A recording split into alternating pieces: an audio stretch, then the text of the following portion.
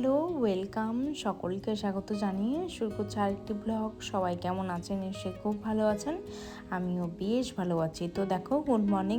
তো দিন শেষে সব কাজ এভাবে আমি গুছিয়ে তুলে রাখি, তো আমার কোনো সমস্যা হয় না।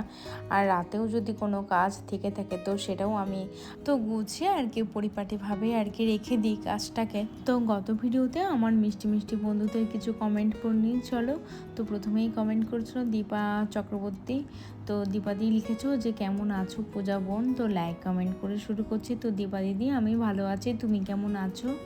সেকেন্ড যে কমেন্ট করেছিলেন ইজি কুকিং রেসিপিস, তারপরে হচ্ছে শিউলি বিশ্বাস, তারপরে হচ্ছে জাহান কিচেন ব্লগস, তারপরে হচ্ছে সিম্পল ডিলাইটস বাই হালিমা দিদিভাই। তো তুমি কেমন আছো সেটা জানিও। তারপরে হচ্ছে অমৃত ধান, তারপরে হচ্ছে পিয়ালি দিদিভাই, তারপরে হচ্ছে প্রিয়া লাইফস্টাইল, তারপরে হচ্ছে প্রবাসী জীবনযাপন, তারপরে হচ্ছে ঋতুপর্ণা দিদিভাই, হচ্ছে স্বপ্নরঙিন পিকু, তারপরে হচ্ছে লিলি আক্তার দিদিভাই, তারপরে হচ্ছে সুস্মিতা রেসিপিস দিদিভাই, তারপরে হচ্ছে স্যাড গার্ল, তারপরে হচ্ছে তহমিনা লাইফস্টাইল দিদিভাই, হচ্ছে মাম্পি সঞ্জিত হেসেল, তবাসাম আলাইনা, তারপরে হচ্ছে সুস্মিস সুইটনেস। তো দিদিভাই লিখেছে যে প্রতিদিন ওয়েট করি তুমি ব্লগ আপলোড করেছো কি না, দারুণ ভিডিও। তো এটা আমি খুশি হলাম যে তুমি আমার ভিডিওর জন্য ওয়েট করে থাকো। তো অনেক অনেক ধন্যবাদ, তোমাদের সবাইকে অনেক অনেক ধন্যবাদ। সুপ্রিয়া ব্লগস থেকে বোন কমেন্ট করেছো, দিদিভাই সুন্দর লাগলো। আর দিদিভাই তোমার পুজোর বাসনগুলো কি পেতলে? এটি চকচক করছে। আর হ্যাঁ বোন, এটা হচ্ছে পেতলে। আমি ওই তেঁতুল দিয়ে রেগুলার মেজে থাকি, তো সেই জন্য চকচকে ভাবটা এখনও রয়েছে। আর লাস্ট কমেন্ট করেছো মিমি সামন্ত, খুব সুন্দর লিখেছো ভিডিওতে। আর তোমাদের সকলকে অসংখ্য অসংখ্য ধন্যবাদ আর ভালোবাসা। তোমরা প্লিজ এইভাবেই পাশে থেকো আর আমাকে একটু সাপোর্ট করো। তো চলো রান্নায় ফিরে আসা যাক। এখানে কয়েক টুকরি ইলিশ মাছ নিয়েছিলাম, আর ওদিকে হচ্ছে ডাল চাপিয়ে দিয়েছিলাম। তো এই লাউ দিয়ে ডালটা করব, আর এদিকে মাছের ঝোল করব। তো কী দিয়ে কি রান্না করছি সেটা তোমাদের সাথে লাস্ট একদম দেখাবো। তো চলো মাছগুলো এক এক করে ভেজে নিই। অনেকে হয়তো ইলিশ মাছ কাঁচা রান্না করতে পারো, তো আমি ওই হাজব্যান্ডের জন্য একটু এপিট ওপিট করে ব্রাউন করে নিয়ে একটু ভেজে নিচ্ছি। তো এখানে বেশি করে একটু পোস্ত দেবো আর একটু ঝাল ঝাল মতো করবো। আর দেখো সর্ষে দিচ্ছি, সাদা সর্ষে। আমার কাছে কালো সর্ষেটা অ্যাভেলেবেল ছিল না, তো সেই জন্য দেখো পেস্ট করে নিচ্ছি। তো আগে না বন্ধুরা ডাস্ট করে নিচ্ছি শুকনো খোলায়, তো তারপরে হচ্ছে জল দিয়ে ওটাকে পেস্ট করব। তো দেখো এই লাস্ট ব্যাচে আমি মাছগুলো ভেজে নিচ্ছি। এখানে ফোড়ন বলতেও এই একটু কালো জিরে আর কাঁচা লঙ্কাই দেবো, আর বেশি কিছু দেবো না। আর এত বৃষ্টি হচ্ছে বন্ধুরা, একদমই ভালো লাগছে না, পুরো স্যাঁতস্যাঁতে। আর সমস্ত ঘর বাড়ি তো কেমন একটা ছত্রাক মতো পড়ে যাচ্ছে, জল উঠছে, তো অনেক মানুষের বাড়ি ঘর ডুবে যাচ্ছে। তো এখনও পর্যন্ত আমাদের এই রাস্তাটায় দেখলাম যে এই বছর ডোবেনি, কিন্তু পেছনের যে আমাদের একটা পুকুর আছে না বন্ধুরা, তো সেই পুকুরটা না একদম ডুবে গেছে। হয়তো এবার রাস্তায় জল উঠতে পারে। তো দেখো মাছটা আমার প্রায় হয়ে গেছে। তো লাস্টে আর কয়েকটা কাঁচা লঙ্কা দিয়ে নামিয়ে নেব, আর কিছুক্ষণ একটু ঢাকা দিয়ে রাখবো। আর লাস্ট একটু কাঁচা তেল দিয়ে সর্ষের তেল দেবো। তো সেটা দিয়ে দেখো নামিয়ে রাখছি। তো চলো।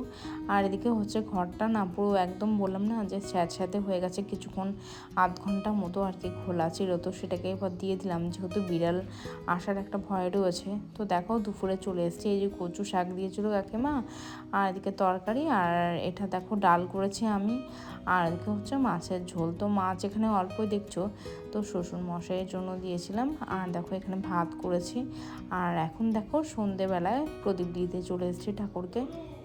তো চলো ঠাকুরকে একটুখানি সন্ধে বাতি দিয়ে দিলাম। তো দেখো প্রদীপ ধরিয়ে নিয়েছে, আর ধূপকাঠি দিয়ে ঠাকুরকে একটু সন্ধে বাতি দিয়ে দিয়েছে। আর প্রত্যেক শনিবার আর মঙ্গলবার আমি ওই একটু কর্পূর দিয়ে দিয়ে থাকি, ধুনো দিয়ে থাকি।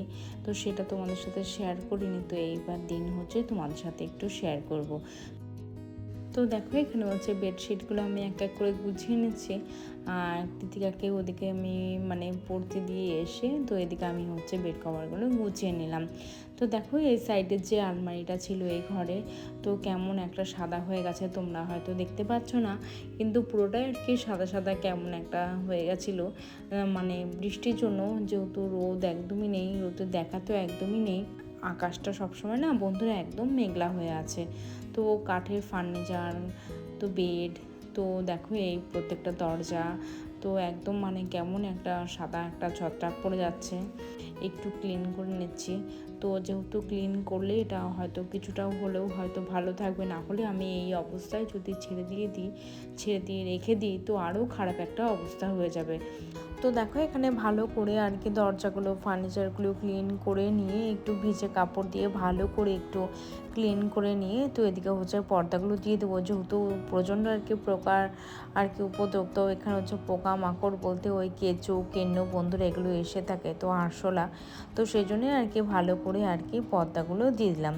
তো দেখো এখানে হচ্ছে সন্ধ্যাবেলা চলে এসেছি একটু মুড়ি মাখা করতে, তো বাদাম নেব আর একটু চানাচুর নেব, তো বাদাম দিয়ে চানাচুর দিয়ে একটু আদা কুচি দিয়ে দিচ্ছি, আর লাস্ট একটু কাঁচা সর্ষের তেল দিয়ে দেবো, তাহলে অপূর্ব সুন্দর লাগে খেতে। তো চলো সবাই মিলে একটু মুড়ি মাখা খেয়ে নিই। তো তারপর তোমাদের সাথে একটা টিপস আমি শেয়ার করব, সেটা হচ্ছে স্কিন কেয়ার। তো বাড়িতে একদম বিনা খরচে কিভাবে তোমরা স্কিন কেয়ারটা করে থাকবে। তো দেখো এখানে আমি নিয়েছি ওই 2 চামচ বেসন, একটু মানে আমার একটা ভালো হলুদ ছিল, সেটা হচ্ছে অনলাইন থেকে আমি পারচেস করেছিলাম, একদম ভালো হলুদ, কোনো আর্টিফিশিয়াল কালার নেই এতে। তো দেখো এখানে হচ্ছে লেবু আর অ্যালোভেরা নিয়ে নেবো, তো পাতি লেবু আর অ্যালোভেরা। তো দেখো প্রথমে হচ্ছে আমি ওই একটু 2 চামচ বেসন নিয়েছি আর একটা প্যাক রেডি করব। তো দেখো এখানে হলুদ নিয়েছি, আর দেখো একটু অ্যালোভেরা থেকে অ্যালোভেরা জেল একটু বার করে নেবো, আর সাইডগুলো একটু কেটে নেবো, যেহেতু একটু মানে হলুদ রঙের একটা তরল একটা আঠা থাকে, তো সেই জন্যই। তো দেখো এই যে এখানে হচ্ছে আমি অ্যালোভেরা জেলটাকে বের করে নিয়েছি। তো এটা হচ্ছে পিম্পলের জন্য, যাদের হচ্ছে একটু মানে অয়েলি স্কিন, তো তাদের জন্য এটা খুবই উপকারী। তো যদি টক দই থাকে তো সেটাও খুব ভালো হয়। তো আমি স্নানের আগে প্যাকটা লাগিয়ে থাকতাম, তো কিছুদিন যাবত আর কি আর লাগানো হয় না, তো ভাবলাম তোমাদের সাথে এটা শেয়ার করেই থাকি। তো চলো এই দেখো আমি অল্প একটু জল নিয়ে একটা পেস্ট আর কি তৈরি করব, তো সেটা আর কি স্কিনে, তো এটাকে আমি হচ্ছে ফ্রিজে রেখে দেবো, তো স্নানের সময় রেখে আর কি আমি অ্যাপ্লাই করব। তো আজকের ভিডিওটা বন্ধুরা বেশি লম্বাও করব না, তোমরা খুব ভালো থেকো, সুস্থ থেকো, সাবধানে থেকো। ভিডিওটি ভালো লাগলে লাইক আর সাবস্ক্রাইব করে দিও। আর আজকের মতো আসি বন্ধুরা, দেখা হবে নেক্সট কোনো ভিডিওতে। টাটা, থ্যাংক ইউ, ধন্যবাদ।